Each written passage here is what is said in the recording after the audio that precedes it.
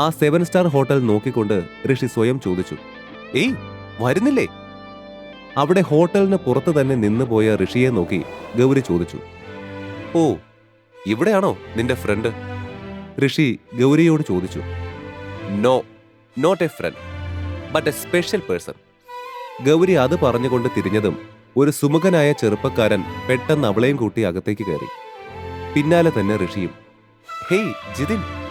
മുൻപിലേക്ക് നടക്കുന്നതിനിടെ ഗൗരി അവനെ വിളിച്ചു. Don't worry about anything. ഒരു കംപ്ലീറ്റ് ഹാൾ നമുക്ക് വേണ്ടി ബുക്ക് ചെയ്തിട്ടുണ്ട്. ജിതിൻ അതും പറഞ്ഞ് ഗൗരിയുമായി ഹാളിലേക്ക് വന്നു. അവിടെയുള്ള മറ്റ് ടേബിൾസിലായി കുറച്ച് കപ്പിൾസ് ഇരിക്കുന്നുണ്ടായിരുന്നു. Hey, good morning all.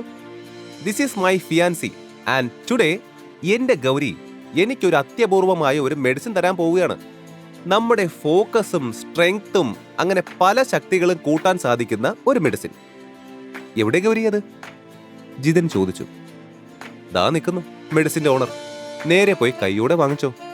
ചിരിയോടെ ഗൗരി അത് പറഞ്ഞപ്പോഴാണ് അവിടെ ഉണ്ടായിരുന്ന എല്ലാവരും ഋഷിയെ ശ്രദ്ധിക്കുന്നത്. ഹേയ്, താനാ വർമാസ് കമ്പനിയിലെ ആരുടെയോ മരുമകനല്ലേ? അവിടെ ഉണ്ടായിരുന്ന ഒരാൾ ഋഷിയെ നോക്കിക്കൊണ്ട് പറഞ്ഞു. വാട്ട്? ആ സോൾഡ് ഔട്ട് ആയ വർമാസിലെ മെമ്പറാണോ ഇവൻ?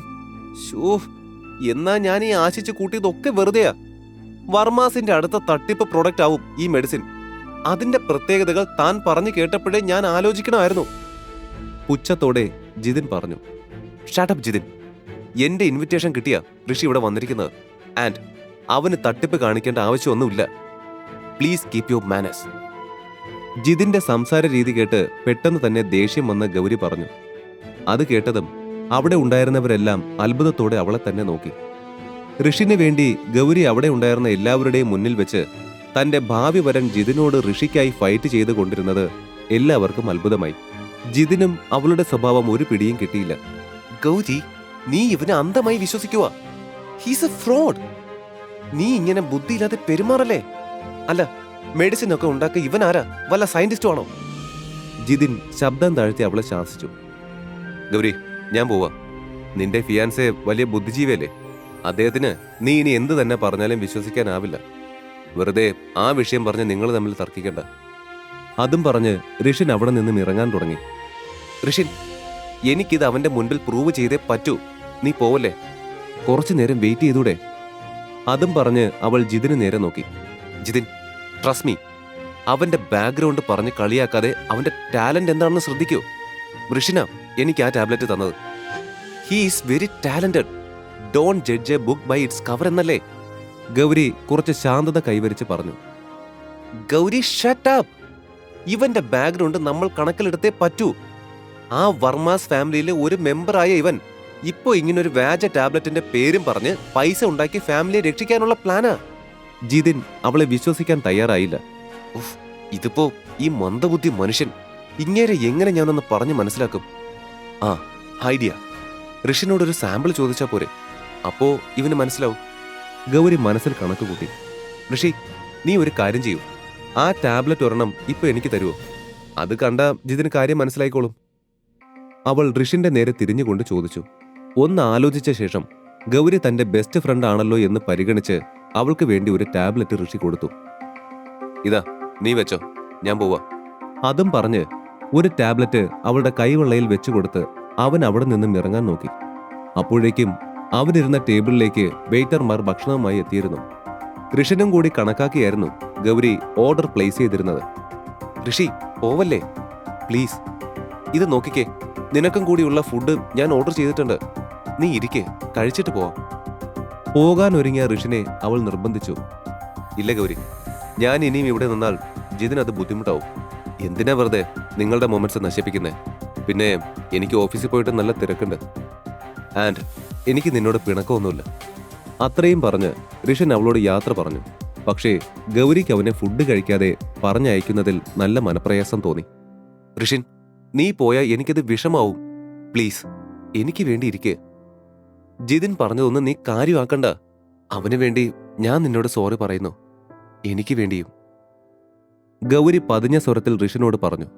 ഏയ്, നീ എന്തിനാ സോറിയൊക്കെ പറയുന്നേ? ഋഷി ചിരിയോടെ ഗൗരിയെ നോക്കി ചോദിച്ചു. അല്ല, ഞാൻ നിർബന്ധിച്ചിട്ടല്ലേ നീ ഇവിടേക്ക് വന്നത്? എന്നിട്ട് ഇങ്ങനെയൊക്കെ ആയില്ലേ? നീ കഴിക്കാതെ പോകുന്നതിനർത്ഥം നിനക്ക് ഹർട്ടായി എന്നല്ലേ?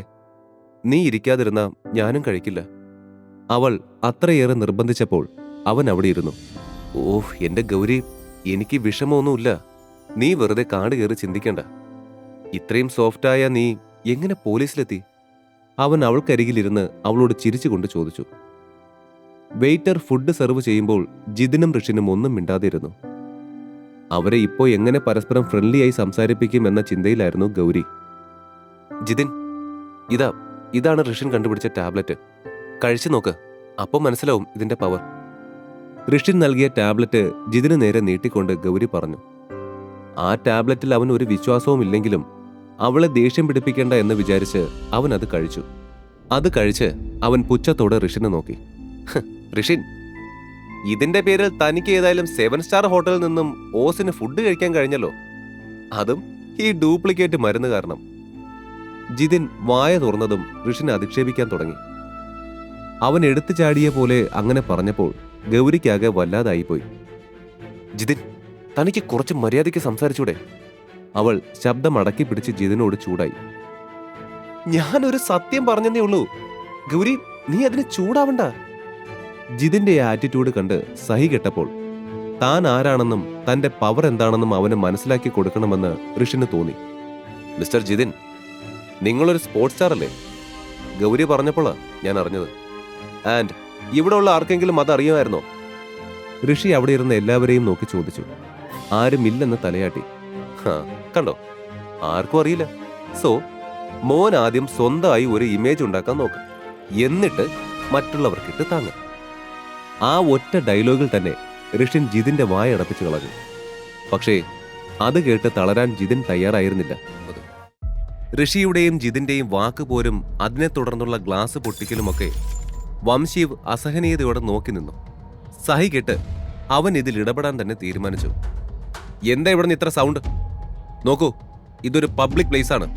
നിങ്ങൾ 3 ആള് മാത്രമല്ല, തൊട്ടടുത്ത ഹാളിലും ആളുകളുണ്ട്. ദയവ് ചെയ്ത് നിങ്ങൾ അവർക്കും ഞങ്ങൾക്കും ബുദ്ധിമുട്ടുണ്ടാക്കരുത്. ആക്ച്വലി ഇവിടെ നിന്ന് ഗ്ലാസ് പൊട്ടുന്ന പോലെ വലിയ സൗണ്ട് കേട്ടത്.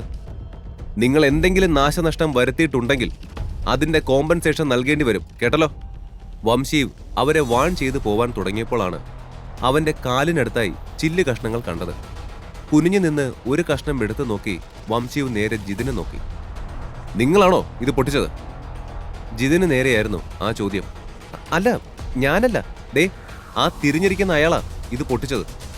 തനിക്ക് മുന്നിൽ ഇരിക്കുന്ന ഋഷിനെ ചൂണ്ടിക്കൊണ്ട് ജിതിൻ വളരെ സാധാരണ പോലെ മറുപടി പറഞ്ഞു. ഇവനാണ് ഇവിടെ ഉണ്ടായ കംപ്ലീറ്റ് പ്രോബ്ലംസിന്റെ റീസൺ. ആദ്യം നിങ്ങൾ ഇവനെ പിടിച്ച് വെളിയിൽ തള്ളു. ജിതിൻ അഹങ്കാരത്തോടെ തുടർന്നു. അല്ല, ഇത് നിങ്ങളുടെ കൂടെ വന്ന ആളല്ലേ? വംശീവ് സംശയത്തോടെ ചോദിച്ചു. അല്ല, ഞങ്ങൾ 2 പേര് മാത്രമാണ് ഈ ഹോൾ ബുക്ക് ചെയ്തത്. ഇയാൾ എവിടുന്ന് വന്നാന്ന് എനിക്കറിയില്ല. ജിതിൻ ഋഷിനെ നോക്കി പുച്ഛത്തോടെ നോക്കിക്കൊണ്ട് പറഞ്ഞു. ജിതിൻ, താൻ എന്തൊക്കെയാ പറയുന്നേ? താനല്ലേ? ഗൗരി ആകെ എന്ത് ചെയ്യണമെന്ന് അറിയാതെ ചോദിച്ചു. പക്ഷേ അവൾ ചോദിച്ചു തീരും മുൻപേ ജിതിൻ അവളെ തടഞ്ഞു. ഇത്തിരി സമയം മിണ്ടാതിരിക്കുക ഗൗരി. ജിതിൻ അല്പം ഗൗരവത്തോടെ പറഞ്ഞത് കേട്ട് ഗൗരിക്കാകെ ദേഷ്യം വന്നു. അപ്പോഴേക്കും വംശീവ് അത് ഋഷിനാണെന്ന് അറിയാതെ ഋഷിക്ക് നേരെ തിരിഞ്ഞു. ഹേയ് മിസ്റ്റർ, മര്യാദയ്ക്ക് എഴുന്നേക്ക്. വെളിയിൽ പോയില്ലെങ്കിൽ ഞാൻ പിടിച്ച് വെളിയിൽ തള്ളും. Get up. വംശീവ് പറഞ്ഞത് കേട്ട് ജിതിന് ചിരി വന്നു. തിരിഞ്ഞു നിന്ന് ആരോടോ ഫോണിൽ സംസാരിക്കുകയായിരുന്നു ഋഷിൻ. അത് കാരണമാണവൻ അവിടെ നിന്നും തിരിഞ്ഞിരുന്നത്. പെട്ടെന്നാണ് പിന്നിൽ നിന്നും ഋഷിയുടെ ഷോൾഡറിലേക്ക് ആരോ ഒരു കൈ വെച്ചത്. ഈ കഥയുടെ ബാക്കി അറിയാൻ download pocket FM app. Link in description.